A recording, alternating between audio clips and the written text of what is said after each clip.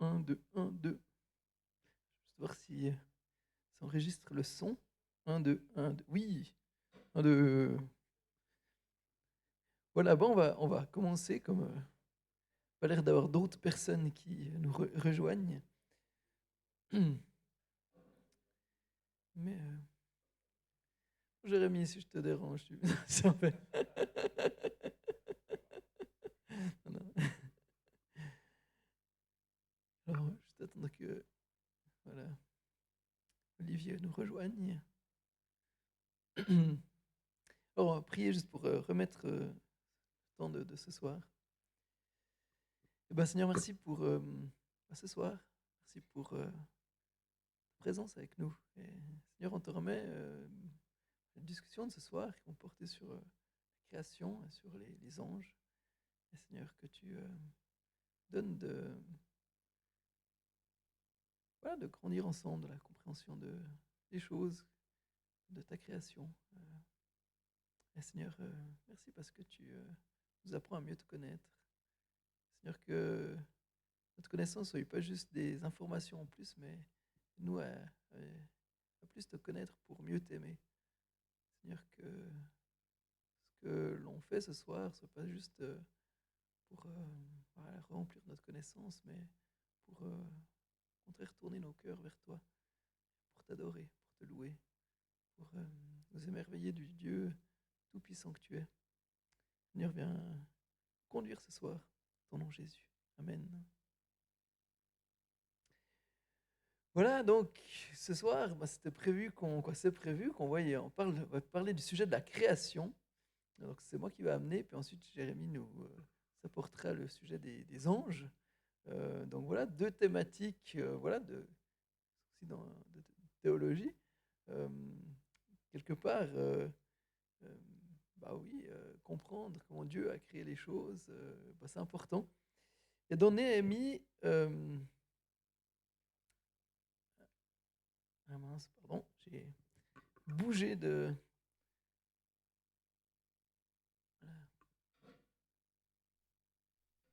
Dans Néhémie 9, verset 6, c'est marqué: C'est toi, Éternel, c'est toi seul qui as fait le ciel, les cieux des cieux et toutes leurs armées, la terre et tout ce qu'elle porte, les mers et tout ce qu'elles contiennent.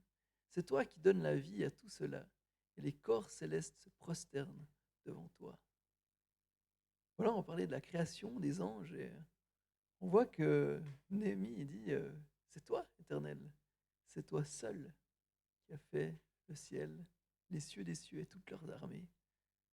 Donc, Dieu est à l'origine de toutes choses. Alors, je sais que vous le croyez, hein, mais, euh, mais c'est lui qui est à l'origine de toute la création. Et non seulement de ce qui est visible, mais aussi de ce qui est invisible. Et c'est vrai qu'une des plus anciennes questions, c'est pourquoi est-ce qu'il y a quelque chose à la place de rien? C'est un peu une des questions voilà, qui préoccupe l'humanité depuis longtemps. Et c'est vrai que euh, chaque civilisation, a une idée sur l'origine de l'univers, l'origine du monde. Alors nous, comme on l'a vu, on croit que c'est Dieu, mais c'est vrai qu'il y a d'autres visions. Et je voulais, pour commencer, montrer juste une courte vidéo qui parle justement de ce sujet. Alors, pas du tout chrétien, hein, donc on ne sera pas d'accord avec ce qui va être dit dans cette vidéo. Mais voilà, je trouvais intéressant pour montrer quelle vision un peu a le monde aujourd'hui par rapport à cette question. Alors, on va juste regarder cette vidéo.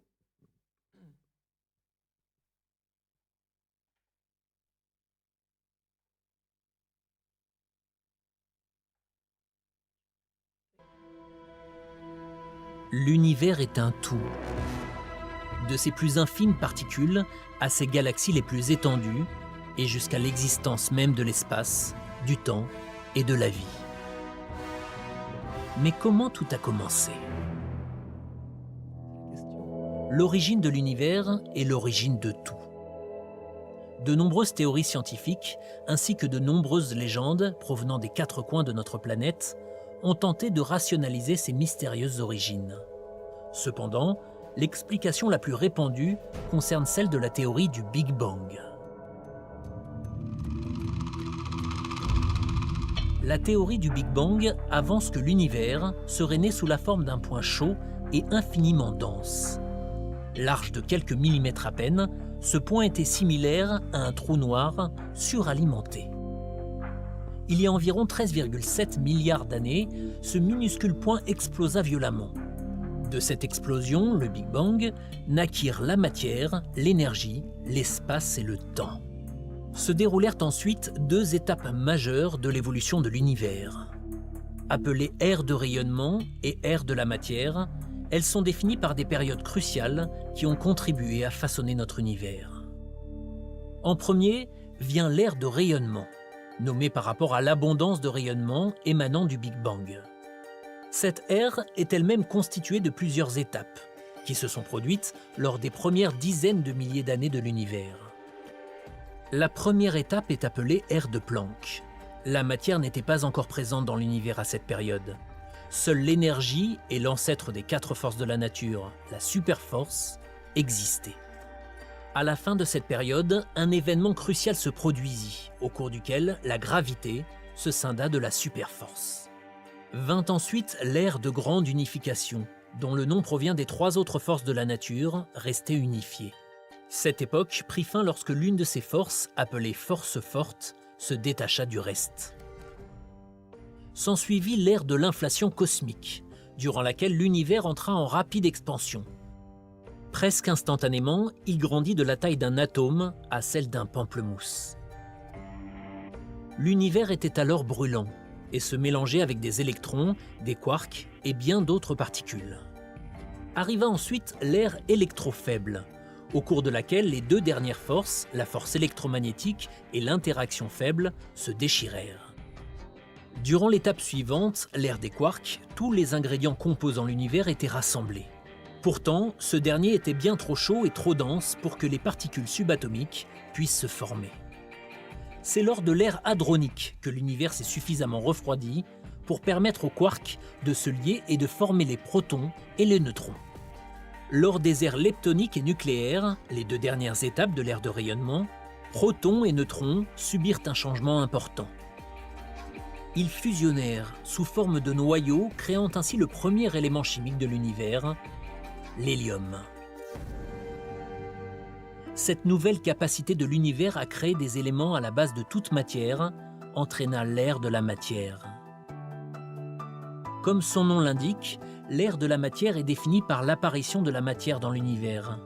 Elle comporte 3 époques qui s'étendent sur des milliards d'années, soit une majeure partie de l'existence de l'univers jusqu'à aujourd'hui.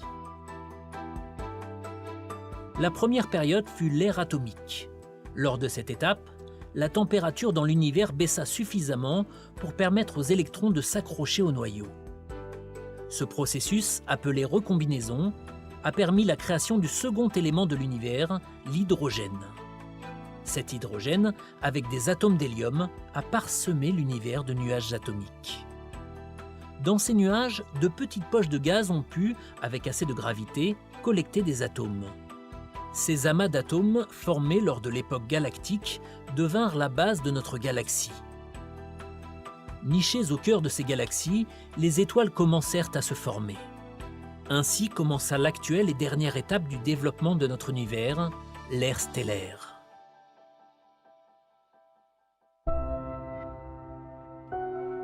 La formation des étoiles façonna l'univers tel que nous le connaissons. Grâce à la chaleur des étoiles, l'hélium et l'hydrogène se convertirent pour créer le reste des éléments qui composent notre univers. À leur tour, ces éléments constituèrent les planètes, les lunes, la vie et tout ce que nous connaissons aujourd'hui.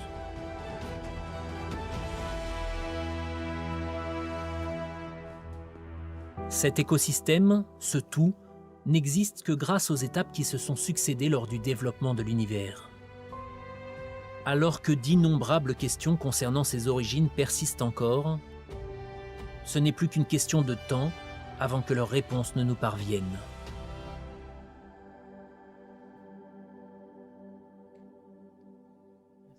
Optimiste.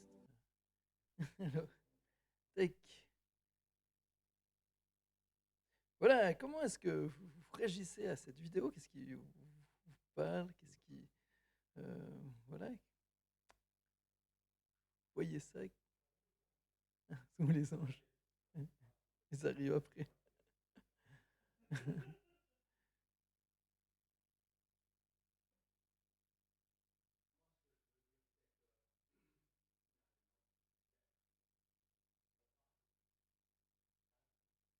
Mhm,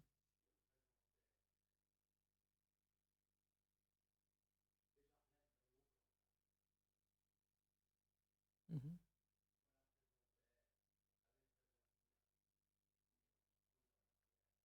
mhm,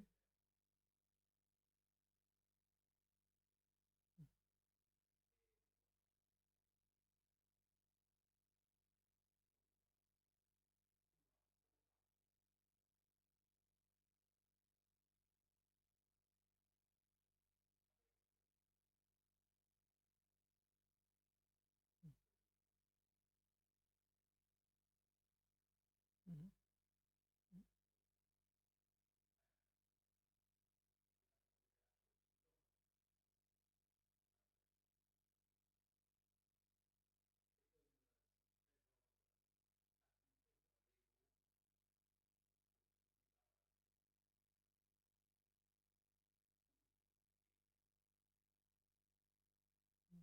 mhm,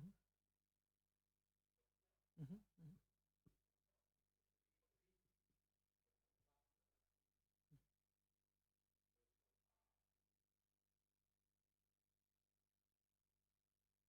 Ouais, ouais. Merci d'autres réactions. Mhm,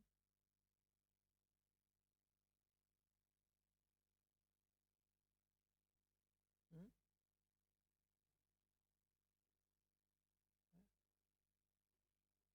mhm, mhm, mhm,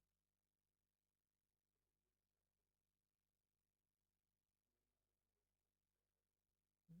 mhm, mhm, mhm. Tout à fait.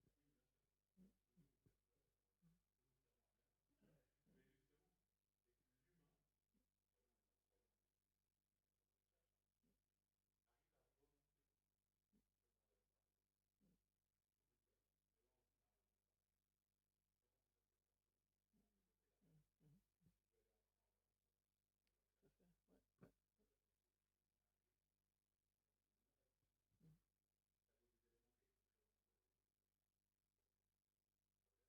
ouais.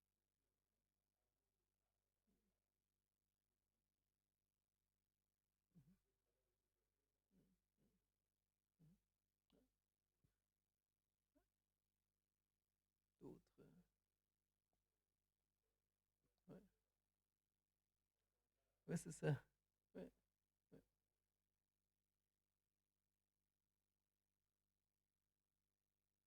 ouais, c'est ça. Ouais.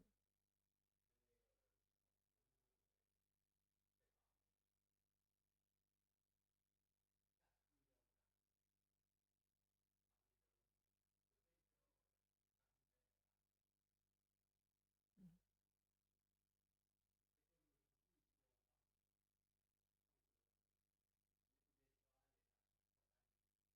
mhm,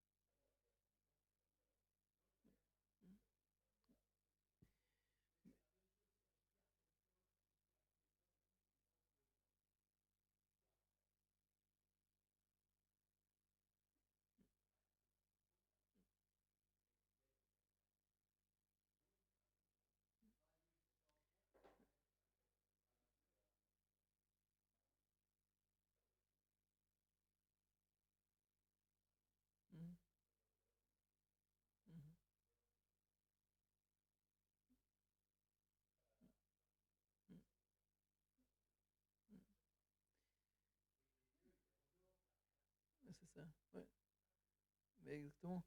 Mais ce qui, alors moi, justement, je trouve intéressant, c'est pour ça que je vais vous montrer, mais euh, bon, déjà il rappelle au début, hein, depuis tout le temps, des civilisations chercher comprendre comment tout cela est venu à l'existence. Et justement, quelque part, il dit ben, bien la théorie la plus plausible, c'est celle qui était présentée là. Il faut toujours se souvenir que c'est une théorie. Et d'ailleurs, j'ai lu encore récemment, il y a justement le nouveau télescope James Webb là, qui en fait remet en question certaines visions, en fait certaines compréhensions, parce qu'ils ont trouvé justement des structures qui, selon en fait les théories, ne devraient pas exister dans notre univers. Donc pour ça, dire ben, il y a une recherche de compréhension, il y a plein de choses intéressantes et sur la matière, ça Dieu nous a créé, puis, mais quelque part on a toujours se souvenir que quelque part ça reste une théorie et en fait euh, ce qui est déterminant quelque part c'est pas qu'on arrive à expliquer forcément les choses, euh, mais c'est de justement c'est la question mais pourquoi est-ce qu'il y a quelque chose plutôt que rien. Euh, et de nouveau Euh, ben oui, comme on l'a lu dans Néhémie, euh, ben, il a dit Dieu, je reviens juste, c'est toi éternel, c'est toi seul qui as fait les cieux des cieux et toute leur armée. Euh, et en fait, ben nous, en tant que croyants, on croit que Dieu, alors, est-ce que ça s'est passé? Est-ce que Dieu a utilisé ce processus-là? Quelque part, c'est pas le plus important. Comme tu l'as bien dit, André, c'est pas forcément le fait de mettre les choses en opposition. Et puis, si c'est Dieu, alors ça peut pas. Bah non, exactement. Si par exemple quelqu'un construit un château de Lego, on pourrait dire bah oui, les briques, elles tiennent ensemble parce qu'elles sont imbriquées comme ça, et on voit que euh, voilà les choses. On peut peut-être parler aussi de la composition des briques, et dire bah, voilà, c'est un plastique, je sais pas, il est composé de telle chose. On va pouvoir dire beaucoup de choses, mais c'est vrai que si on peut oublier plein de choses. Puis, quoi, on peut dire plein de choses sur la création, mais en oubliant l'architecte. Euh, et quelque part, je crois que euh, pourquoi est-ce que je parle de ça, c'est qu'on doit aussi, en tant que croyant, je crois, réaliser une chose, c'est que la science, aussi merveilleuse qu'elle soit, aussi pertinente qu'elle peut être dans bien des domaines, euh, n'a pas le dernier mot sur tout. Et puis n'est pas quelque part une autorité qui est au-dessus que par de la Bible, si on croit que la Bible est parole de Dieu. Et c'est vrai qu'on a été formé dans nos écoles, dans les universités, etc. Bah, c'est vrai, avoir une très haute opinion de la science, et quelque part, c'est comme si la science, au final, c'est elle qui avait le dernier mot sur tout. Euh, bah non, je crois que c'est Dieu. Non, c'est ça. Oui, oui. C'est ça, mais justement, mais dans cette vidéo, une autre chose qui est intéressante, c'est justement quelque part, à la fin, ça finit justement avec, voilà, il y a encore de nombreuses questions, mais on va sûrement euh, les résoudre. Il y a un peu cette foi dans les capacités humaines, mais force est de constater que bien des choses, au final, tout d'un coup, on pense avoir compris, et puis tout d'un coup, on réalise que ben, même si nos modèles jouaient, tout d'un coup, il y a un élément qui vient montrer que bon, en fin de compte, tout n'était pas juste. Et j'ai vu, je ne sais pas si certains ont vu le film Oppenheimer, Christopher Nolan, là, sur. Franchement, ça vaut la peine. J'ai beaucoup aimé ce film. Il y a une deux scènes on pourrait passer, mais je trouve intéressant, c'est que quelque part, à un moment donné, justement, il y a Einstein, et puis il y a justement, comment il s'appelle, Robert Oppenheimer. Enfin, voilà, celui qui a. Et puis, bah, justement, il parle de physique quantique. Et puis, en fait, il y a des choses. Justement, en fait, il réalise bah, il y a des choses qu'on croyait. Puis d'un coup, il y a, voilà, la physique quantique, ça remet en question certaines choses. Et même à un moment donné, quand il y en a un, il vient vers justement enfin, Oppenheimer, là, Et puis les Allemands ont réussi à, à, comment dire, ils ont réussi à séparer un atome. Puis il dit, mais c'est pas possible. Et puis il fait tout un calcul, puis il montre que c'est pas possible. Puis il y a l'autre dans le laboratoire qui est en train de le réaliser, en fait. Et puis c'est là où je trouvais intéressant, c'est que d'après tous leurs calculs, c'était pas possible. Et puis en fait, ils l'ont quand même fait. Et c'est là où on doit réaliser que bien que Dieu nous a donné connaissance et une capacité d'observer, de comprendre des choses sur le monde, il reste Dieu. Bien souvent, au final, même nos théories les plus solides, il suffit d'un élément et puis tout est à considérer. Mais donc, comment est-ce que ça s'est fait? Comment tout ce processus? Moi, je trouve incroyable quelque part dans ce qu'il disait que tout l'univers était dans des trucs de quelques centimètres comme ça. Quand on regarde l'immensité, se dire que c'est quand même, rien que ça, c'est une idée assez folle. Mais maintenant, est-ce que c'est ça? Est-ce que c'est pas ça? Est-ce que c'est le Big Bang? Est-ce que c'est différent? Quelque part, la Bible, elle ne cherche pas à répondre à à cette question-là. Euh, la Bible a dit, justement, ah mince, j'ai changé de nouveau. Chaque fois que je clique ailleurs, ça, là. Mais la Bible, elle nous dit, qui est elle, lui, elle parle de l'architecte. Elle dit, au commencement, Dieu. Et j'aime justement Genèse 1:1, clair, au commencement, Dieu créa le ciel et la terre.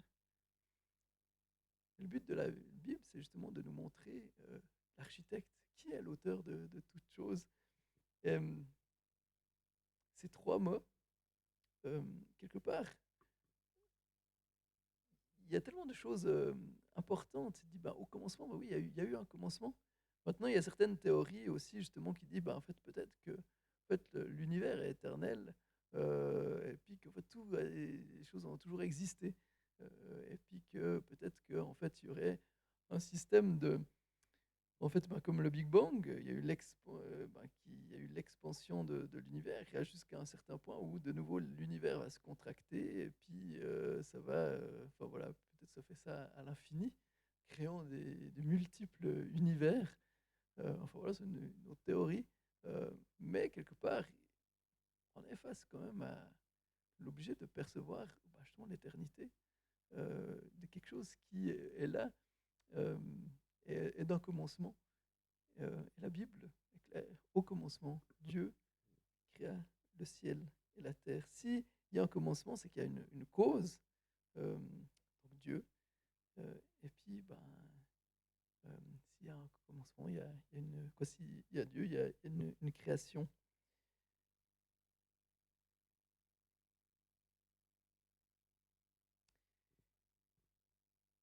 Et quelque part, c'est ça qui est intéressant, c'est que euh, peu importe la théorie, on est obligé de reconnaître qu'il y a besoin d'avoir une notion d'éternité, et il y a besoin d'avoir une cause. Euh, et quelque part, c'est peu importe quelque part la vision qu'on a, on doit se poser la question quelle est cette cause, et puis cette question de l'éternité. Euh, mais de nouveau, en tant que chrétien, quelque part on a la réponse. On a la réponse à tous ces questionnements. Et je ne sais plus son nom, mais il y a un scientifique une fois qui a dit, voilà, à travers les siècles, les scientifiques ont escaladé les montagnes de la connaissance. Et une fois arrivés en haut, ils ont trouvé un groupe de théologiens qui étaient déjà là depuis des siècles. Pour dire quelque part, voilà, il y a un effort scientifique de connaître, de comprendre. Et en fait, tout d'un coup, quand on arrive en haut, on réalise que en fait, c'est simplement ce que la Bible disait depuis toujours. Enfin voilà. Mais donc, au commencement, Dieu. Et maintenant, pourquoi est-ce que c'est important? Alors, vous dites, maintenant, ok, c'est ce qu'on croit, mais maintenant, pourquoi est-ce que c'est important de considérer ça? Je crois que c'est important parce que on doit justement réaliser que Dieu est la source de toute chose. C'est lui qui en est l'auteur. Et quelque part,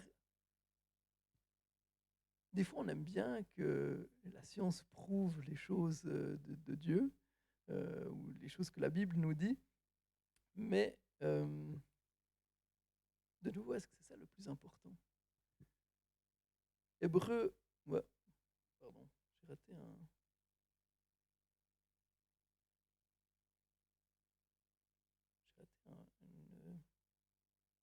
une case. Oui, bah, enfin, bref. Euh, En fait, justement, est-ce que c'est ça le plus important? Est-ce que c'est qu'on puisse prouver les choses? Et je crois qu'il y a un point important, c'est euh, justement, si on se pose la question, comment Dieu a-t-il créé les choses?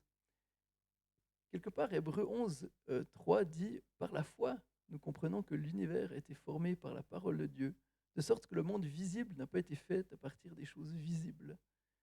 Et je crois qu'il y a un élément important, c'est la foi.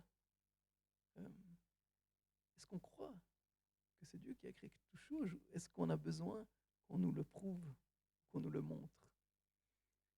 Et je crois justement il y a quelque chose d'important pour nous, euh, c'est de dire, mais Seigneur, ben, donne-nous la foi, donne-nous de persuader que c'est toi qui es l'auteur de toutes choses, que c'est toi qui es le Dieu créateur du ciel et de la terre. Euh, et quelque part, c'est lui qui est cet architecte, c'est lui qui est la cause suprême. Parce que sinon, ça veut dire que notre foi elle est plus basée par l'expérience, elle est plus basée sur les choses que l'on voit que sur réellement la foi. Euh, donc des fois, je me dis, mais des fois on se pose la question, mais pourquoi au final, je sais pas, pourquoi les choses semblent des fois si contradictoires avec la Bible ou alors justement on se dit, on se réjouit que les choses correspondent, mais que ça corresponde ou que ça ne corresponde pas, quelque part, je crois qu'à un moment donné, il y a justement cette question de la foi. Et je crois que Dieu laisse justement qu'il n'y ait pas réponse à tout, que tout n'aille pas forcément dans un sens qu'on aimerait, parce qu'à un moment donné, ça nous oblige à faire confiance, que sa parole est la vérité. Ouais.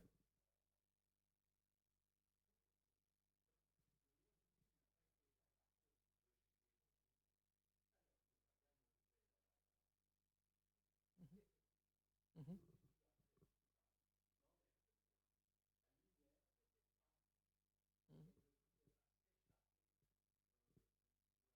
mhm,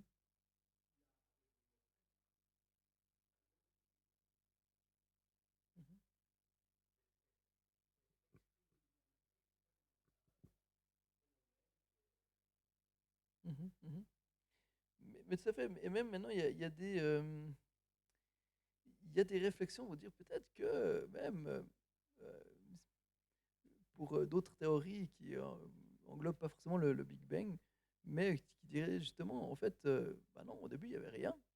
Et puis, en fait, c'est par l'énergie cosmique qui, tout d'un coup, a fait que les choses... euh, et de nouveau, dans cette vision, en fait, quelle est cette énergie cosmique?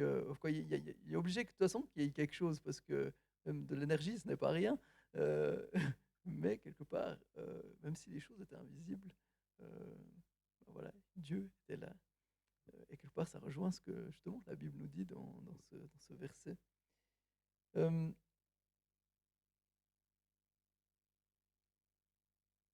et justement, la Bible nous dit qu'en fait, Dieu a créé l'univers à partir de rien. Donc, c'est pas comme s'il existait déjà quelque chose, comme si justement, quelque part, ce dé à coudre existait déjà. Est-ce que Dieu a commencé enfin, voilà, c'est égal. Mais il faut dire, bah oui, en fait, à la base, il y a rien, euh, si ce n'est Dieu. Psaume 33, versets 6 et 9 dit, le ciel a été fait par la parole de l'Éternel et toute son armée par le souffle de sa bouche. Il amoncelle les eaux de la mer, il garde les océans dans des réservoirs. Euh, la Bible nous dit que Dieu a tout créé par sa parole. C'est la parole de Dieu qui a amené les choses à l'existence. Donc c'est pas comme si Dieu a utilisé quelque chose qui existait déjà en dehors de lui-même. Donc, tout vient à l'existence par la parole de Dieu. Un autre, pardon, ouais, il y avait encore le verset suivant. Que toute la terre craigne l'Éternel, que tous les habitants du monde tremblent devant lui, car il parle et la chose arrive, il ordonne et elle existe. Encore Jean 1, verset 3, tout a été fait par elle, donc il parle de la parole, et rien de ce qui a été fait n'a été fait sans elle. Donc là, il est question de la parole, et de nouveau, euh, Dieu crée toute chose par sa parole. Et, et quand on voit justement la vidéo qu'on a vue au début, se dire, tout cet univers euh, si énorme qui dépasse notre compréhension dans tellement de choses, tout ça a été créé par la parole de Dieu. Tout ça, c'est Dieu qui l'a amené à l'existence. De nouveau, je vous disais que le but, c'était pas simplement d'amasser de la connaissance, mais justement de rendre notre cœur dans l'adoration. Et donc, le fait d'aborder ce sujet de la création, ça doit nous rappeler cette réalité que Dieu règne sur tout l'univers, que rien dans la création ne doit être adoré et placé à la place de Dieu ou en plus de Dieu, mais que tout ça, c'est le fruit de sa parole, de son acte de création. Et donc, chaque fois qu'on voit cette création, qu'on s'émerveille devant la grandeur et la complexité, et à chaque fois qu'on est dépassé dans notre intelligence par la manière dont tout ça fonctionne, eh ben, quelque part, adorons Dieu, louons-le, parce que c'est lui le Créateur. La Bible, c'est l'histoire de la relation entre Dieu et sa création, et en particulier son peuple. Et c'est de ça dont nous parle la création. Job encore va dire, pardon, je ne sais pas ce qui se passe, je rate des pages en fait.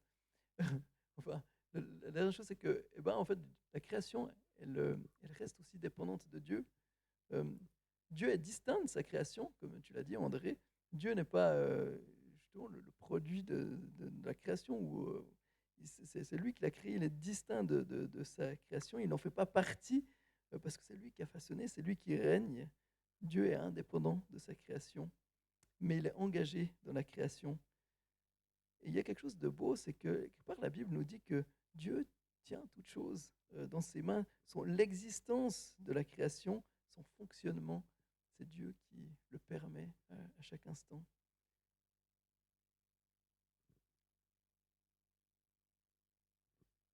Dans Job 12, verset 10, c'est dit justement, il tient dans sa main l'âme de tout ce qui vit, l'esprit qui anime tout être humain. Et de nouveau, je crois qu'il y a quelque chose à réfléchir là pour nous, de dire, mais en fait, à chaque instant, en fait, Dieu est à l'œuvre pour maintenir l'univers, pour maintenir nos vies, pour Dieu est à l'œuvre, Dieu est là, c'est lui qui tient toutes choses. Si Dieu se retirait, tout s'effondrerait. C'est lui qui permet l'existence, c'est lui qui est la vie et qui tient tout ce monde, même si le péché a impacté notre monde, Dieu tient le monde dans ses mains.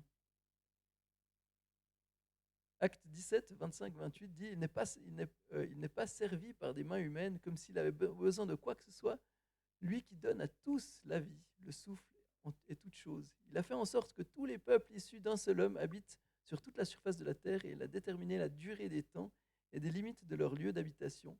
Il a voulu qu'ils cherchent le Seigneur et qu'ils s'efforcent de le trouver en tâtonnant, bien qu'il ne soit pas loin de chacun de nous.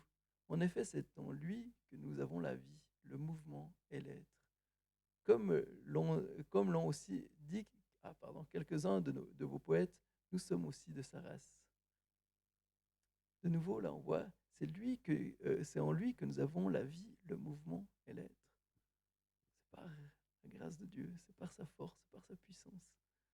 Et quelque part, on doit réaliser que, waouh, Dieu est là. Dieu est là dans toute sa création.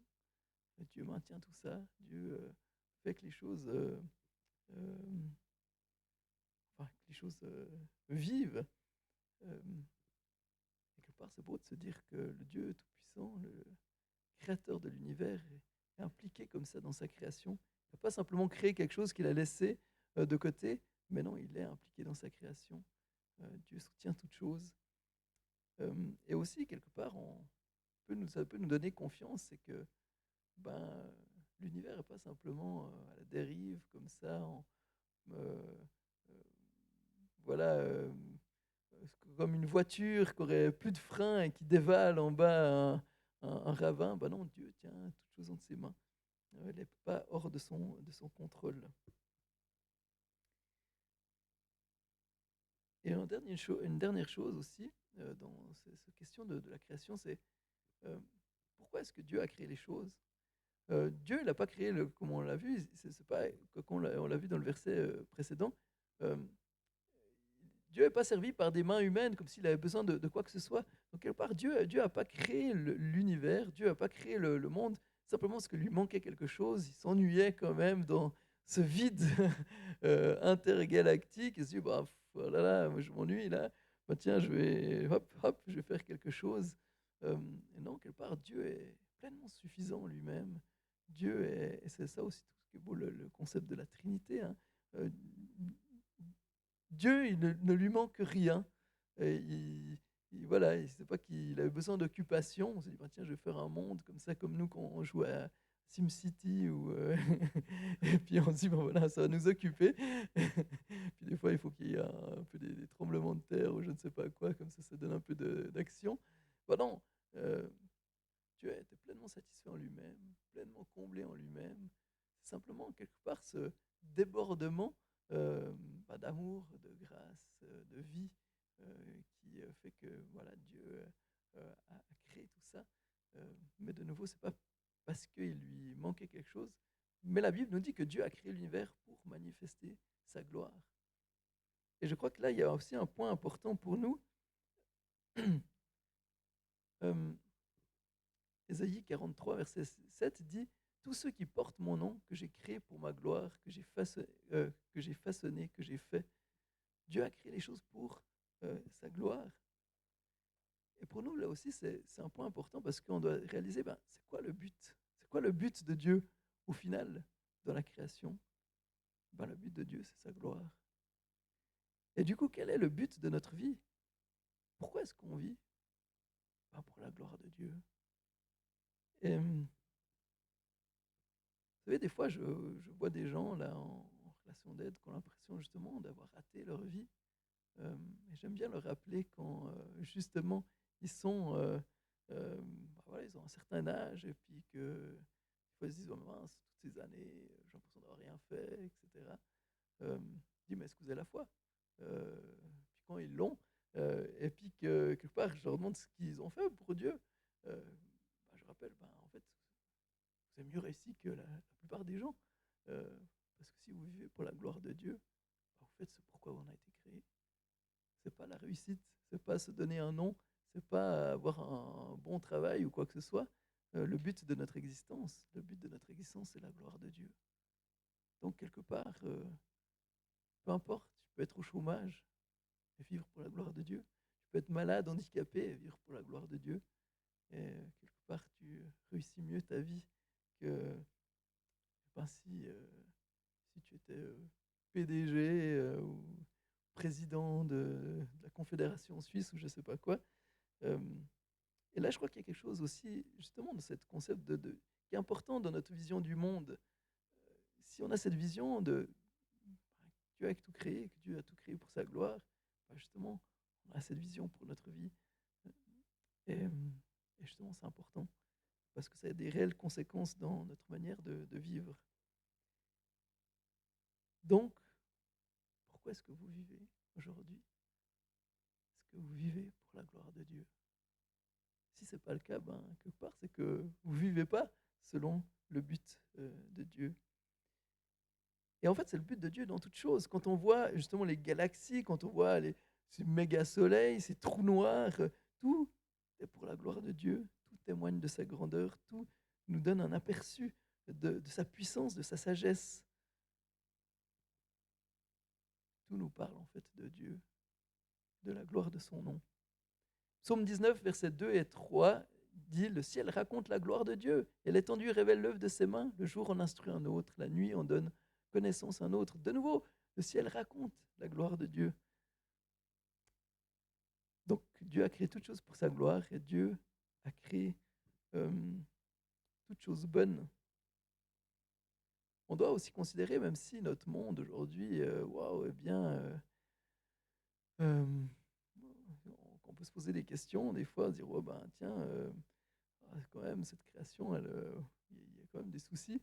Ben, on doit se rappeler que Dieu, à la base, a créé toutes choses bonnes. Euh, En Genèse 1, verset 4, il dit, Dieu vit que la lumière était bonne, et il sépara la lumière des ténèbres. Et au final, on voit au verset 31 qui dit, Dieu regarda tout ce qu'il avait fait, il constata que c'était très bon. Donc Dieu a tout créé bon, mais on doit se rappeler justement que, ben, quelque part, le péché est venu et a impacté même euh, non seulement nos vies en tant qu'être humain, mais aussi toute la création. Et ça, on le voit aussi au Romains 8, versets 18 et 21. Il est dit que j'estime que les souffrances du moment présent ne sont pas dignes d'être comparées à la gloire qui va être révélée pour nous.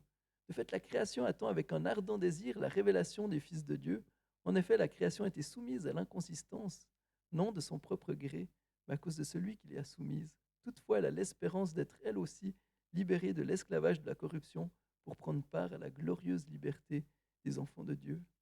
Donc là, il y a un point important aussi, ben, Dieu est l'auteur de toutes choses, a tout créé, il a tout créé pour sa gloire, il a tout créé bon. Ben, le péché a aussi affecté la création. Et aujourd'hui, si des choses vont mal, c'est pas que Dieu a mal fait les choses, mais c'est que le péché est là. Mais il y a cette espérance que ben, la création aussi vivra euh, ce renouveau que Christ amènera à son retour et trouvera cette glorieuse liberté. 1 Timothée 6, 17 dit encore, aux riches de ce monde, ordonne de ne pas être orgueilleux et de ne pas mettre leur espérance dans les richesses incertaines, mais dans le Dieu vivant, qui nous donne tout avec abondance pour que nous en jouissons. Il y a aussi une chose, en tant qu'être humain, on a une responsabilité par rapport à la création. Dieu nous a donné des choses dont on peut en jouir. Dieu a créé toutes choses bonnes. La création est bonne et on peut en jouir, mais on a une responsabilité aussi, c'est que justement qu'on ne mette pas notre espérance simplement dans les bonnes choses qu'il nous donne, mais qu'on la laisse en Dieu, qui lui justement est le créateur de toutes choses. Donc voilà, pour conclure, est-ce que on voit que ce thème, quelque part, impacte notre perception de Dieu, mais notre perception aussi de nous-mêmes, de notre valeur, et puis du sens de notre vie, et de la compréhension du monde qui nous entoure. Donc voilà, rappelons-nous que Dieu est le créateur de toutes choses, qu'il est au-dessus de tout, que le ciel nous parle de sa gloire, qu'on vit pour sa gloire. Et quelque part, c'est cette valeur qu'on a aussi en tant qu'être humain, c'est qu'on a créé à son image. Ça nous donne une valeur infinie dans cet univers, même si on peut paraître bien petit face à la grandeur de la création.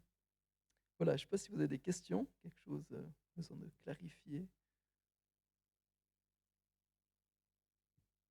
Après, c'est juste, peut-être un mot. C'est vrai qu'il y a aussi différentes théories par rapport ben voilà, il y a la création. On parle des 7 jours de la création. Il y a différentes positions dans le monde évangélique par rapport à ça. Donc certains voient justement 24 heures, voilà, c'est 7 jours, donc 7 jours de 24 heures. D'autres voient une période de temps. D'autres voient, voilà, un peu comme il a été dit, hein, certaines dans la vidéo qu'on a vue, voilà, c'est des aires de temps, quelque part, des étapes, des processus. De nouveau, on n'était pas là. C'est pas le plus important. Je pense pas qu'on doit se. Ouais, et comme 1000 ans. Ouais, ouais, voilà. Donc, c'est des périodes de 1000 ans. Euh, Au final, je pense pas qu'on doit se disputer par rapport à ça, mais se rappeler justement que c'est au commencement Dieu, euh, comme il a fait les choses. Ben, voilà. Il y aurait différentes discussions aussi. Euh, Certaines personnes voient aussi ben, dire en fait, essayer de, par rapport à la théorie de l'évolution, essaye d'allier la foi et la théorie d'évolution. Euh, c'est des positions que certains chrétiens, même évangéliques, ont. Euh, alors moi, je pense que ça pose certains problèmes parce que ça veut dire que la mort doit déjà être présente avant la chute, alors que la Bible on parle beaucoup de la mort comme une conséquence de la chute. Mais voilà, de nouveau, je crois qu'il y a bien des choses qui nous dépassent, mais on doit, comme il a dit dans Hébreu, mettre notre foi en Dieu. Voilà. Question.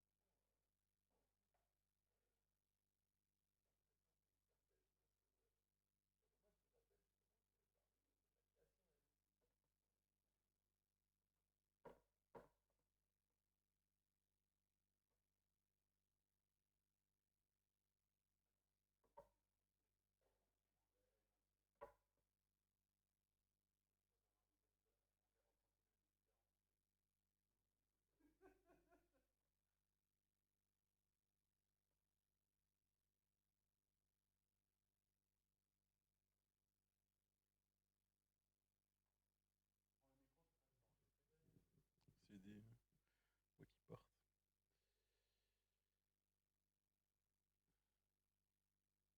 Alors, moi, il n'y a pas de PowerPoint. C'est plus, on m'a dit systématique. Moi, j'ai repris un de mes cours de systématique où j'ai fait un de mes devoirs là-dessus. Donc, je vais faire un peu parler les théologiens entre eux. Donc, voilà, c'est première fois pour moi de le faire comme ça. Donc, je me dis, c'est un cours, c'est une prédication, je ne sais pas trop. Donc, voilà.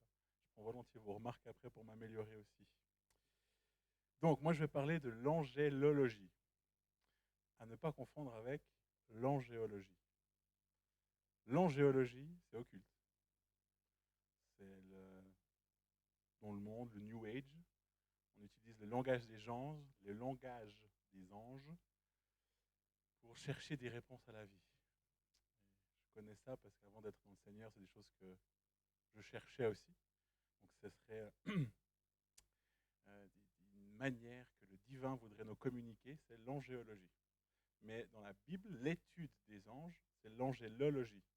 Parce que c'est un mélange de angelos, donc l'ange, et logos, qui est la parole qui veut dire l'étude. Donc l'étude des anges, c'est angélologie. Donc faites attention, en tant que chrétien, si vous voulez aborder ce sujet, de bien dire angélologie et non angéologie. Voilà, donc la manière d'aujourd'hui dont on voit les anges, il y a énormément de choses. Il y en a qui les voient comme des dieux, d'autres comme des protecteurs, d'autres comme tellement de choses. En fait, il y a plein d'imagination au travers des anges et ce que ça représente dans la vie de tous les jours. Il y en a qui vont vraiment faire des croyants, justement, comme l'angéologie, comme j'en parle, et une foi qui est autour des anges. Ça va même plus loin dans des foi aussi, dans des croyances. Il y en a qui vont prier les anges en pensant faire de la bonne magie, on dira. Mais en fait, c'est clairement occulte. Ce n'est pas du tout les anges comme on l'entend, en fait. Mais au final, existent-ils vraiment? S'ils existent, mais alors qui sont-ils? D'où vient-il? Pourquoi existent-ils? Nous allons tenter d'y répondre. C'était le sujet de mon devoir qu'on va voir ensemble. L'étymologie, donc là je vous l'ai dit, l'angélologie. Pourquoi? Après le mot en grec, donc c'est angelos, il y a quand même 177 occurrences dans la Bible, et le mot hébreu, c'est malahak.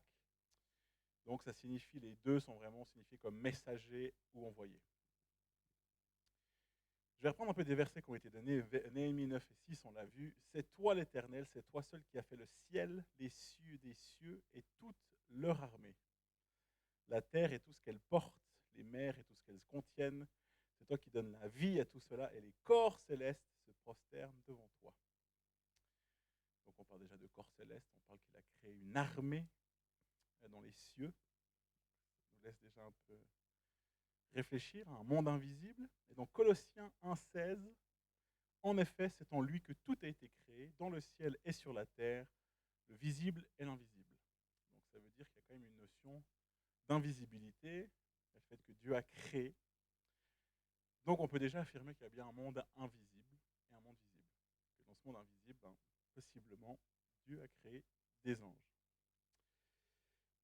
Donc, j'ai fait parler 3 théologiens, pour les citer pour ceux qui peut-être voient, la théologie systématique de Ray Grudem, un gros livre comme ça, peut-être que ça parle. Un autre livre un peu plus accessible à tous s'appelle La théologie pour tous, un gros livre violet, c'est de Alain Nisus, peut-être que vous l'avez. Et puis l'autre troisième, c'est Monsieur Nicole, J.M. Nicole. Voilà, donc c'est 3 théologiens avec lesquels j'ai travaillé, que je suis allé un petit peu chercher de voir ensemble ce qu'ils se disent et ce qu'ils se contredisent. Et Grudem lui va dire: les anges sont des êtres spirituels créés, doués de jugement moral et d'une grande intelligence, mais sans corps physique. Et il va dire qu'en fait, c'est d'abord une fonction que les anges ils ont. Et lui, ce qu'il va relever, c'est très intéressant, c'est que le mot là, il est aussi utilisé pour des hommes.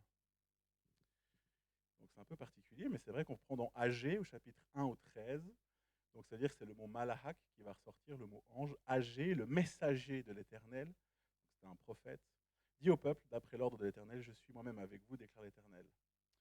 Donc c'est très bizarre de revoir que ce titre-là de messager, dans l'hébreu, est aussi redonné à des hommes. Il est aussi dit en Malachie, chapitre 2,7, en effet, les lèvres du prêtre sont les gardiennes de la connaissance, c'est à sa bouche qu'on demande la loi, parce qu'il est un messager de l'Éternel, le maître de l'univers, et pour Malachie, c'est aussi mon messager. Et on voit que c'est un messager de l'Éternel, tout comme en fait, au final, les anges sont des messagers. Mais c'est parce qu'on voit vraiment que c'est la fonction du messager qui est importante pour les anges.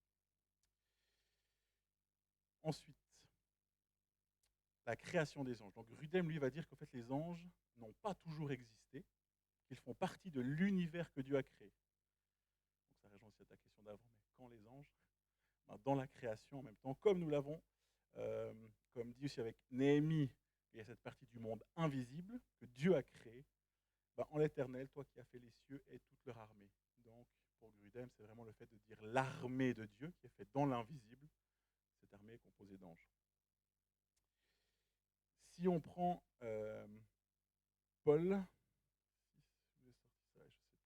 il va aussi dire, j'ai plus le verset, mais les visibles et les invisibles par le Christ et pour lui, et inclut particulièrement le monde angélique. Quand Paul, souvent, il va parler du visible, de l'invisible, des autorités, de tout ça. Dans ce monde invisible, il y a souvent les anges qui sont aussi connotés pour lui. C'est comme si, donc Paul, on reprend le contexte, c'est quelqu'un qui a vraiment enseigné la Torah, qui a été vraiment enseigné dans la Torah, qui avait vraiment une connaissance de ça. Donc pour lui, ce langage de l'invisible et de l'être céleste est très courant.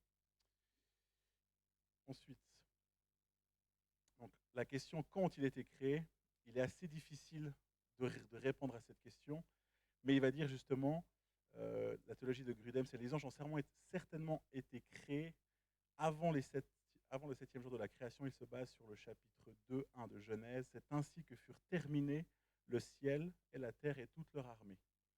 Donc pour lui, en fait, le processus, avant les 7 jours, quand il dit créa le ciel, la terre, son armée, pour lui, c'est comme si ça avait déjà été fait à ce moment-là. Donc il parle de toutes ces créatures célestes et il va appuyer par Exode chapitre 20:11. Il va dire, en effet, en 6 jours, l'Éternel a fait le ciel, la terre, la mer et tout ce qui s'y trouve. Et il s'est reposé le 7e jour. Donc en fait, par conséquent, pour lui, au plus tard, le 6e jour, en fait, c'est déjà créé. C'est vraiment dans ce moment de la création que les anges apparaissent. Ils n'ont pas toujours existé. La notion que Dieu a fait venir son armée, cette armée, il a décidé que les anges étaient son armée. Nicole, lui, va affirmer, en fait, on n'a pas d'indication précise. Nicole, il est toujours un peu à revenir, toujours. Non, ça c'est de la spéculation et tout. Donc nous n'avons pas d'indication précise, c'est lui qui le dit, sur le moment où Dieu leur a conféré l'existence, car le chapitre 1er de la Genèse ne parle que d'un monde matériel pour lui. Donc c'est à lui de dire, voilà, non, moi je ne suis pas forcément d'accord avec ça. Mais en fait, la conclusion de Grudem derrière tout ça, il va dire, en fait, il semble préférable de ne pas se livrer quand même à d'inutiles spéculations en dehors des claires données scripturaires. Donc même au final, Grudem après va reprendre par rapport à Nicole, passer des débats théologiques ensemble, et dire, ok, c'est vrai, il y a quand même une spéculation exacte de quand la création. Au final, justement, ces anges-là, le mot angelos est caché derrière le fait que ce seraient des êtres célestes. Mais qu'est-ce que c'est que ces êtres célestes? Justement, pour Grudem, lui, il y a 3 types d'êtres célestes. Donc, il y a les chérubins, les séraphins et les êtres vivants. C'est vrai que si on lit la parole, il y a les chérubins qui sont sur l'arche, ils sont aussi à l'entrée du jardin d'Éden. Il y a les séraphins qui sont cités, il y a aussi les êtres vivants. Nisus, lui, il n'est pas d'accord avec ça, lui, il voit que les chérubins et les séraphins. Pour lui, tout ce qui est être vivant, donc c'est la dimension d'Ézéchiel, d'Apocalypse. Pour lui, ça n'a rien à voir avec des êtres célestes, c'est des visions. Parce que pour lui, c'est une lecture plutôt symbolique. Donc il va retirer ça, de dire non, mais ça, c'est pas des anges, ça ne fait pas partie. Nicole, lui, il est question en fait des séraphins et des chérubins aussi. Donc on peut se demander en fait s'il y a derrière, c'est des figures symboliques ou pas. Donc là, on voit que les 3 théologiens, ces principaux qui parlent de ça, ne sont pas forcément d'accord avec tout ça. Du coup, je me suis dit, je vais en fait les détailler chacun, et puis après, que chacun puisse se faire son avis comme j'ai fait le mien. Donc il y a les chérubins, en hébreu, quand on va parler d'eux, ce sera les kéroubim. Dans les recherches que Nisus y fait, il dit, ben voilà, moi, mes recherches, je les base sur des spéculations en prenant les apocryphes d'Enoch et les écrits de Thomas d'Aquin. Donc lui, il va se baser vraiment sur des apocryphes et autre chose. Et lui, il va dire aux figures... lui, il va dire, en suivant le fait que ce sont des figures d'anges, il partage que les chérubins sont l'une des plus hautes classes d'anges qui sont attachés au trône de Dieu, ayant pour fonction de le garder et de le porter. En fait, Nisus va reprendre, mais le texte ne dit rien sur la nature du chérubin, mais il nous renseigne plutôt sur leur fonction. Et leur fonction pour les chérubins, ça serait garder le chemin de l'arbre de vie et en interdire l'accès, donc quand ils sont posés à l'intérieur du jardin d'Éden. Et leur deuxième fonction, c'est dans le tabernacle et le temple, c'est ces 2 statuettes qui sont représentées en dessus de l'arche. Dans Exode, plusieurs fois hébreu aussi, c'est mentionné. Donc pour eux, ce ne serait pas forcément le but de se dire ange ou pas ange, mais de dire, ok, être céleste divin du côté de l'armée de Dieu, on dira du bon côté, qui ont une fonction, les chérubins. Cette fonction, c'était gardée dans le jardin d'Éden, l'arbre, et dans le tabernacle, ça serait d'être sur le couvercle. Grudem, lui, va s'arrêter, c'est la simple phrase que j'ai ressortie de lui, les chérubins ont été chargés de garder l'entrée du jardin d'Éden, lui s'arrête là, il ne veut pas donner plus son avis par rapport à ça, et plus ou moins quand même d'accord sur les fonctions. Les séraphins, séraphim en hébreu, au pluriel séraph, qui signifie en fait brûlant. Grudem lui dira, mais en fait les séraphins sont mentionnés que dans Ésaïe au chapitre 6, les versets 2 à 7, où ils adorent Dieu continuellement et se disent les uns aux autres, Saint, Saint, Saint est le Seigneur des armées célestes, toute la terre est pleine de sa gloire. Nisus, lui, va amener un complément, il appuie que ce passage d'Ésaïe est le texte qui a probablement le plus contribué au classement des séraphins parmi les anges. C'est-à-dire que comme on dit dans l'Apocalypse aussi que ces anges, des myriades et des myriades d'anges chantent avec lui, pour lui, en fait, ces anges qui sont mentionnés là, c'est des séraphim, des séraphins. C'est-à-dire que, entre guillemets, les adorateurs qui seraient autour de Dieu seraient des séraphins.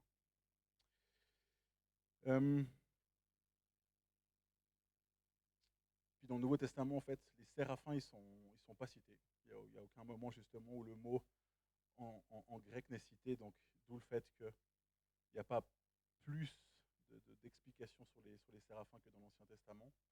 Et là, on vient aux êtres vivants, où là, c'est un peu plus compliqué parce que il y a des théologiens qui vont dire non, mais c'est qu'une vision, donc dans Ézéchiel et dans l'Apocalypse, donc on ne peut pas parler que c'est des anges, on ne peut pas dire que c'est des êtres célestes, c'est qu'une manière que Dieu avait, au travers de sa parole, de se révéler. Parce que ces êtres vivants, donc ils ont certaines apparences,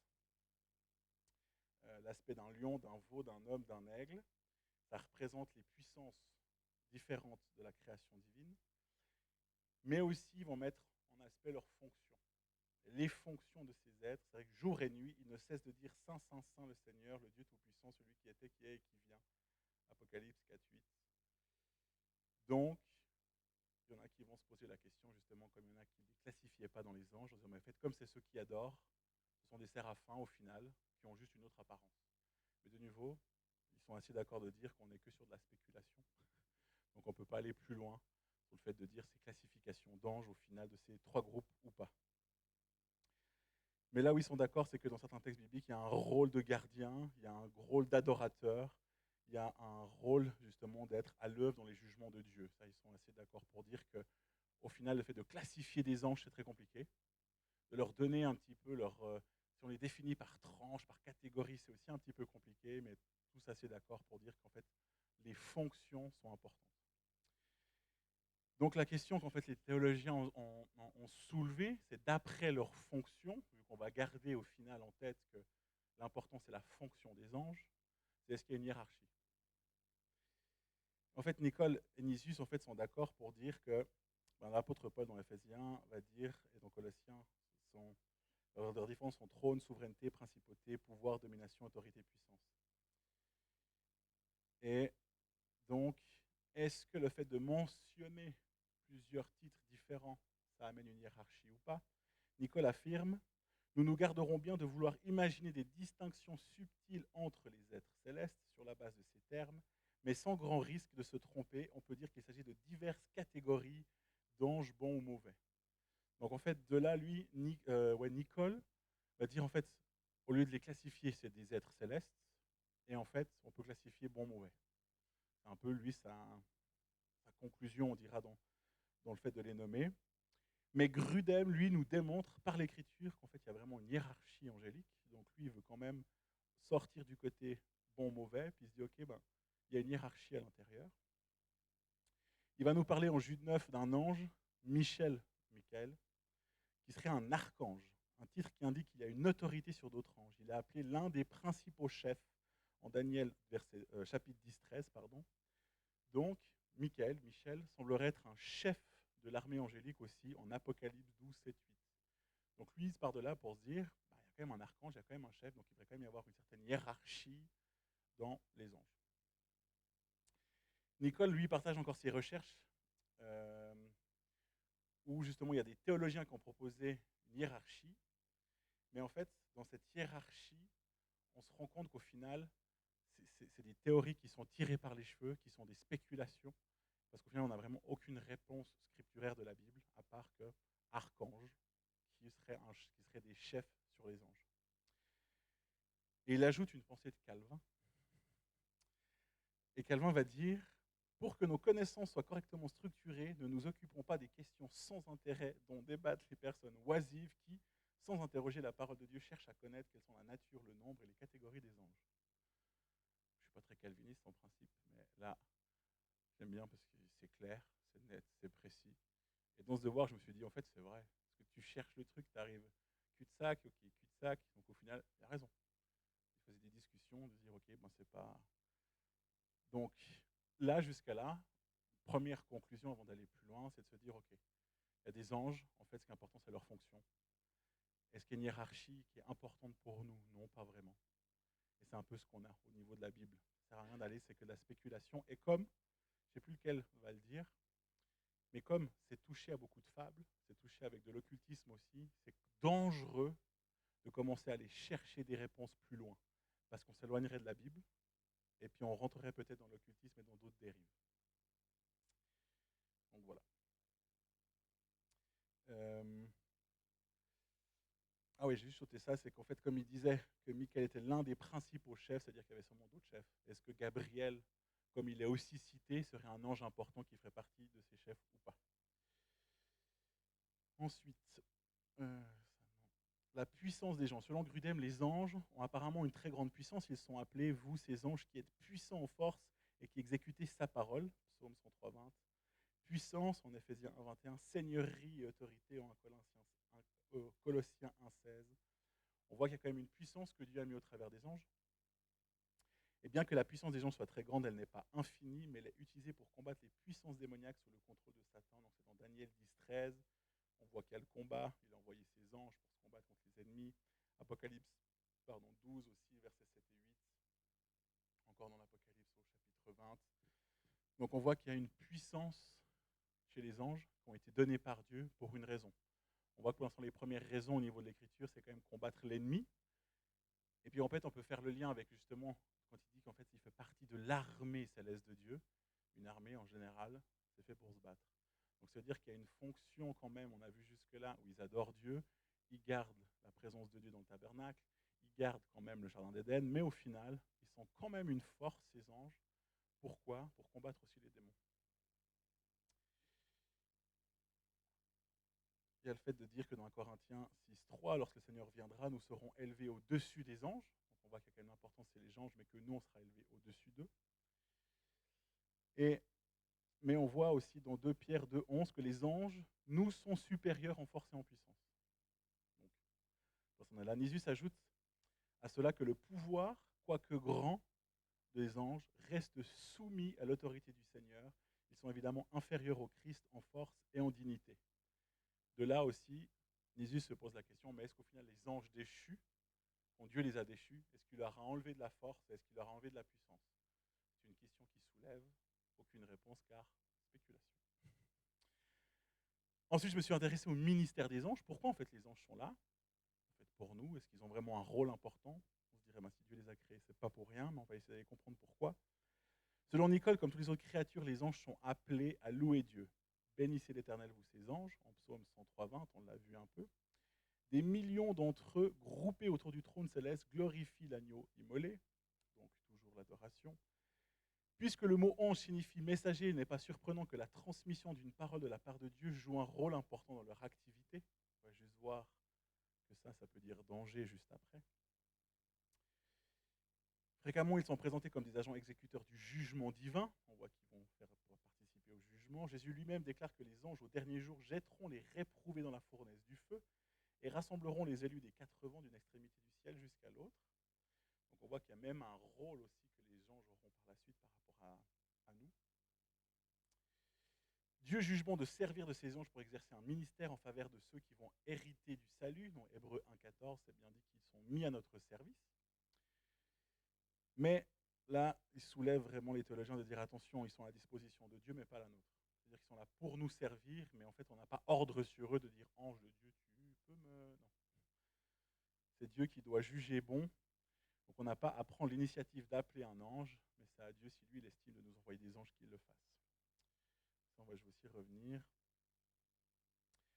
Autre chose que peut-être Dieu veut soulever pour nous, humains, dans les anges, c'est qu'ils nous servent d'exemple par leur obéissance et leur adoration. On voit quand même beaucoup les anges, il y a pas mal d'occurrences dedans, et justement Grudem lui va dire, Grudem et Nicole vont parler de ça, ils sont tellement dans cette adoration, ils sont tellement dans l'obéissance de ce que Dieu demande, est-ce qu'on n'aurait pas nous aussi à apprendre et les prendre pour exemple dans cette adoration pour Dieu constante et cette obéissance? C'est une bonne question, je trouve. Et Nisus va reciter Calvin, je le recite pour la 2e fois, profite. Pour résumer, comme suit le ministère des anges en notre faveur, donc ça c'est Calvin, les anges sont les dispensateurs et les ministres de la libéralité de Dieu envers nous. C'est pourquoi, selon l'Écriture, ils sont toujours attentifs à notre bien-être, prêts à nous défendre, à rectifier nos voies, et ils prennent soin de nous en tout domaine, afin de nous protéger du mal qui arrive. Je trouve que c'est bien résumé. De nouveau, là, je trouve Calvin, un point de plus. Ensuite, c'est là où je vous disais par rapport au message qu'on va y revenir, le déguisement des anges. La Bible nous met vraiment aussi en attention du déguisement des anges, des choses qui peuvent être annoncées. La Bible nous met en garde contre les anges qui pourraient nous annoncer un faux évangile, comme dans Galates 1,8. Si quelqu'un, même nous, même un ange du ciel, vous annonçait un message différent de celui que nous vous avons annoncé, qu'il soit maudit. Donc là, quand même, il y a une grosse mise en garde. Paul sait que Satan pourrait nous tromper, il va le reciter en 2 Corinthiens 11,14. Satan lui-même ne se déguise-t-il pas en ange de lumière? Donc de nouveau, il nous met en garde sur les anges. Les anges peuvent nous transmettre une fausse doctrine, une fausse direction, et aucune révélation doctrinale supplémentaire ne doit être donnée par Dieu aujourd'hui. Et ça soulève après les Mormons qui auraient reçu du l'ange moronite, moi je ne sais plus maintenant, avec Ellen White. Ah mais moi j'ai un ange m'est apparu, j'ai reçu une nouvelle doctrine. Ben non, pourtant la Bible elle est très claire là-dessus, rien ne doit être ajouté. L'apparition même aujourd'hui d'une créature angélique ne garantit aucune manière que celui-ci dit la vérité et qu'il vient de Dieu. Effectivement, comme Satan peut se déguiser, on doit vraiment veiller à ça.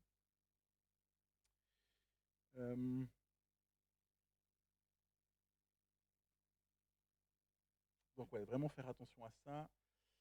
Et c'est ça. Bien que nous soyons pour un peu de temps en dessous des anges, en Hébreux 6.3, comme je l'ai dit avant, lorsque notre salut sera pleinement manifesté, nous serons élevés au-dessus des anges et régnerons sur eux. En fait, les anges sont déjà à notre service, comme j'ai dit dans Hébreux 1.14. Mais il y a tout de même toute une notion de relation, en fait, avec les anges. Mais dans cette relation, on doit faire attention. Ça veut dire que justement, un ange ne peut pas nous révéler quelque chose de nouveau, qui n'est déjà dans la parole. Il y a une relation qui est là, on est en dessous, après on sera en dessus, ils sont au service, mais sans passer par Dieu. Mais ce qu'ils vont dire, c'est que de vraiment faire attention, parce que même s'il y a un appel à la relation, on peut voir que des anges ont parlé dans l'Ancien Testament à Abraham, c'est des anges qui sont apparus ou comme ça. Ben, même nous, aujourd'hui, on doit quand même faire attention à ça. Ça nous montre que ange ne veut pas dire c'est de Dieu, c'est un messager, donc c'est clean. Donc notre relation avec les anges, Grudem nous dit que nous devrions être conscients de la présence des anges dans notre vie quotidienne, car le fait d'en être conscient de leur existence et de leur ministère dans le monde, même aujourd'hui, pourrait enrichir notre vie chrétienne de différentes manières. Pour lui, point 1, d'être conscient que les anges s'associent à nous, que nous rendons un culte à Dieu. Il se base sur Hébreux 12, 22 à 23, c'est qu'on loue avec les anges. Ça veut dire que des fois on le dit, mais bon, on a un des chants qu'on chante où on dit, mais on est avec les anges et puis on chante à la gloire de Dieu, que justement peut-être dans notre culte on ne sait pas. Mais des fois il y a des visitations d'anges qu'on ne voit pas, mais qui sont avec nous, en train de louer Dieu peut-être. Deuxièmement, les anges observent notre obéissance et notre désobéissance envers Dieu dans nos journées et avoir la pensée que peut-être certains anges sont aussi témoins. Et quand il dit ça, moi je me suis dit, ah, hey, Seigneur, je l'ai vu, t'as vu aujourd'hui, t'as vu, il n'a pas fait, bien. C'est sa théorie. Quatrièmement, pour lui, il voit que parfois les anges peuvent revêtir une forme humaine, apparemment pour effectuer des visites d'inspection, car plusieurs, en exerçant l'hospitalité, ont accueilli des anges sans le savoir, en Hébreux 13.2. Alors, on a déjà peut-être rencontré une fois un ange déguisé humainement? On était avec un ami pasteur une fois, tous les deux, petite anecdote en voiture, et on voit un gars qui boite, mais il pleut de ouf dehors. Il y a un monsieur là qui est en train de boiter avec sa canne, un jeune, on sent qu'il y a un espèce d'handicap. Puis on parlait, puis en fait, les deux, on s'est regardés en se disant, on ne peut pas le laisser là-dessous. On était les deux en voiture, bien au chaud, en train de parler du Seigneur, puis on se dit, non, mais ce pauvre gars, quoi. Puis il dit, viens, tu sais quoi, on s'arrête. Je dis, mais ouais, à fond, j'allais te le dire et tout, viens, on s'arrête. On fait demi-tour, on lui demande, et puis on devait le déposer à Morges dans un endroit, mais ça avait tellement rien à voir, on l'a déposé. Et puis il me dit, viens, on prie encore pour lui, on sent qu'on lui a donné de l'argent, on lui donne, puis on repart, puis on se dit, mais c'est improbable. Je suis sûr qu'il vient de disparaître. Je suis sûr que c'était un ange pour voir si, sous la pluie, on avait compassion pour cet homme ou pas. On n'a jamais eu la suite, on n'a jamais revu cet homme, mais c'était la petite anecdote de se dire, on avait pensé à ce passage, de se dire, mais tiens, est-ce que c'était un ange déguisé que Dieu nous a envoyé pour nous tester, quoi. Donc voilà.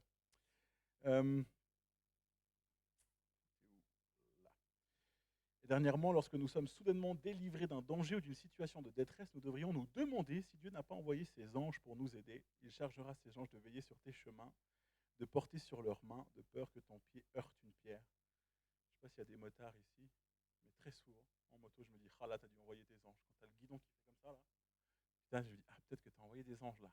Peut-être qu'en fait, là, tu m'as protégé de quelque chose.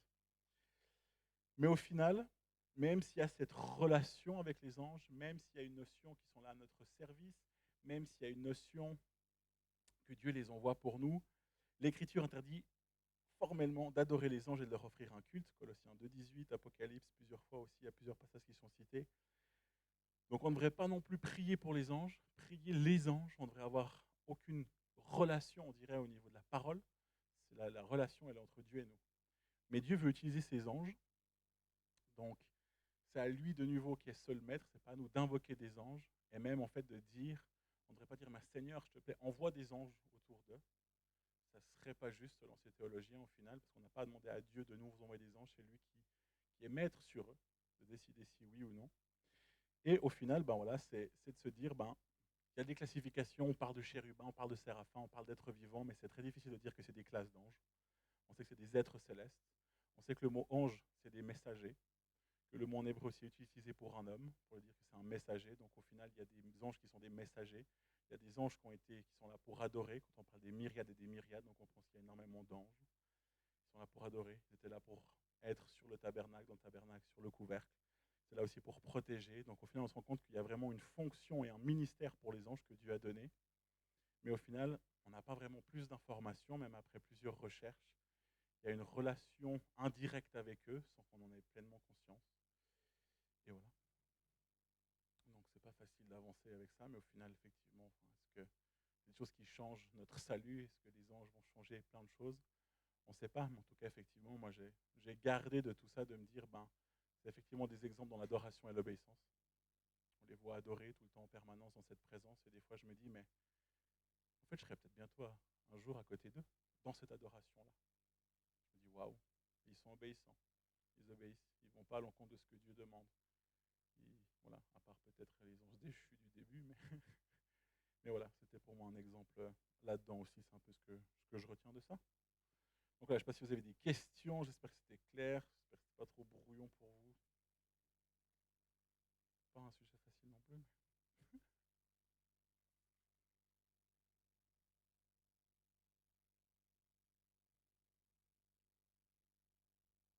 ouais.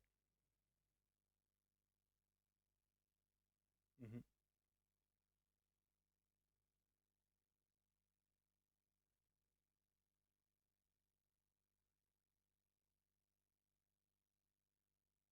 Ils font le choix, c'est ça. C'est pour ça qu'il y en a un qui va sans péché. Ben, de cette manière, ils ont été créés par Dieu dans cette création-là. Pourquoi il y en a qui ont été déchus? Ça, justement, après, ça reste que de la spéculation. Est-ce qu'ils ont perdu de la puissance? Comment ça se fait qu'ils ont pu se corrompre? C'est des discussions que les théologiens ont. Je ne sais pas si tu as plus de réponses. Mais de nouveau, en fait, il y a des réponses, mais c'est nouveau que spéculation. On n'en a franchement aucune idée par rapport à ça.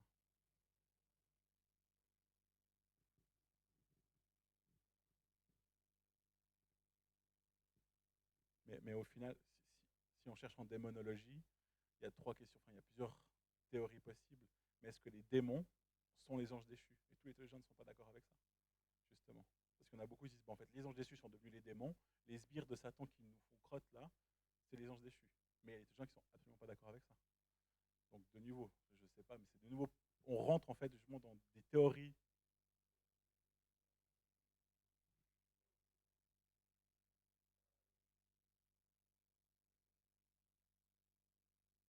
Mhm. Mhm.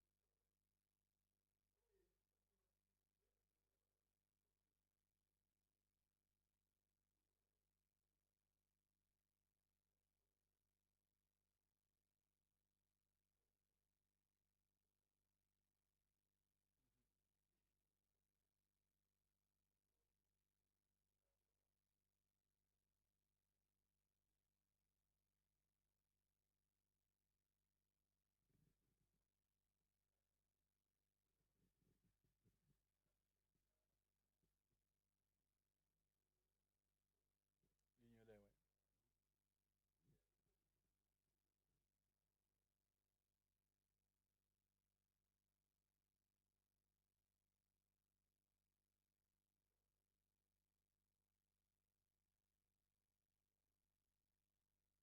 Ouais, c'est ça.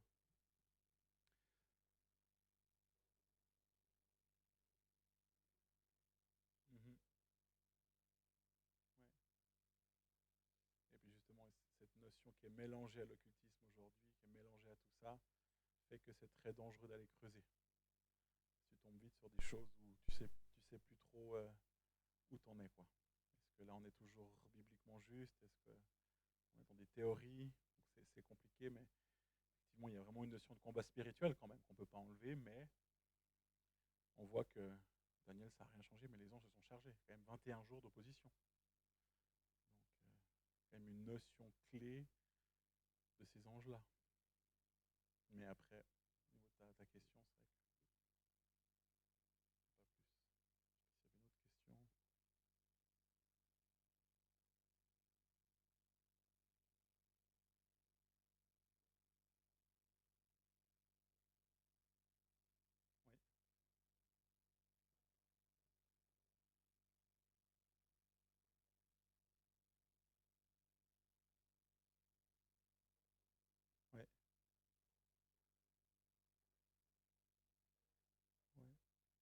Parce que tout comme les saints, ils vont avoir un rôle protecteur. C'est un peu cette déviance de l'ange gardien, tu vois.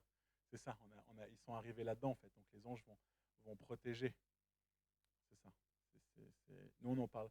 Je pense que dans les milieux plutôt évangéliques comme ça, charismatiques, c'est plutôt cette notion qu'ils sont au milieu du peuple qui loue. C'est souvent là où ça ressort pour moi, où je l'ai entendu. Alors, j'ai jamais quelqu'un qui m'a dit, oh, je sens que les anges sont avec nous, tu vois, mais tu sens la présence de Dieu et tu te dis, est-ce que Dieu est venu seul ou est-ce qu'il est venu avec les anges? Mais tu vois, c'est de nouveau, c'est pas ça qui va changer. Donc, on n'en parle pas vraiment, parce que même le combat spirituel, on va proclamer le nom de Jésus, le sang de Jésus, on ne va pas utiliser les anges non plus, nous, par rapport au monde catholique qui en ont fait effectivement même des idoles, tu vois.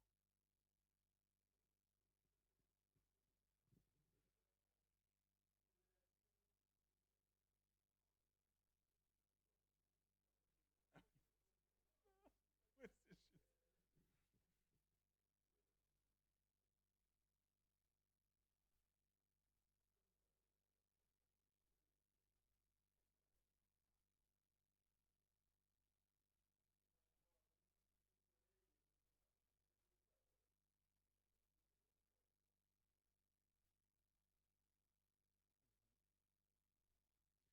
Mais on le prêche peut-être pas assez dans cette notion, pour moi, justement, par rapport à Daniel. Ça veut dire de tout ce combat invisible. Je pense qu'effectivement, il y a des milieux charismatiques où c'est trop mis en avant, avec trop d'extrêmes. Mais je pense que c'est important de se rendre compte qu'il y a une dimension. Dieu, en parlant de ces êtres célestes, va parler d'une armée. Il y a quand même une notion de guerre qui est derrière, il y a quand même une notion importante, une notion d'opposition quand Daniel prie. Donc ça veut dire que nous, est-ce qu'aujourd'hui aussi, des fois, dans nos prières qui tardent, est-ce qu'il n'y a pas un enjeu spirituel où au final les anges sont en train de battre? Si c'est passé une fois, pourquoi ça ne se repasserait pas une autre fois? Donc est-ce que des fois, justement, on dit, ah Seigneur, tu travailles ma persévérance là. Mais Daniel ne l'a pas dit. Mais au final, peut-être travailler la persévérance de Daniel, mais en même temps, il y avait un combat. Donc est-ce qu'au final, des fois, dans nos situations, on dit Seigneur, mais viens débloquer cette situation? Peut-être comme Michael va dire, mais ça fait 21 jours, tu as prié, je suis arrivé. Mais en fait, entre deux, j'ai croisé le prince des Perses, quoi. Donc voilà, c'est cette notion aussi là, des fois, pour moi, on devrait peut-être. Mais de nouveau, tu prêches un peu, tu vois, pas grand-chose pour aller prêcher ça, quoi.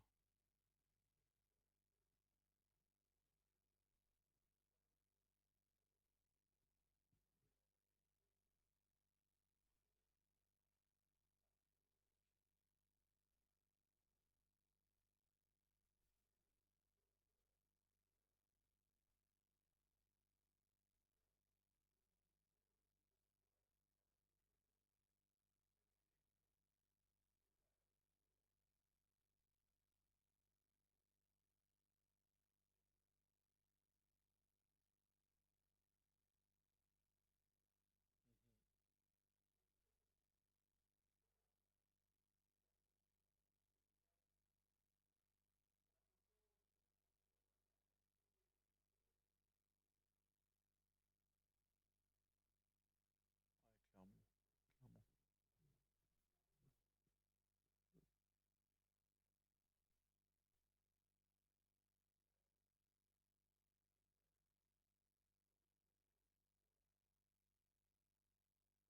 Peut-être à que.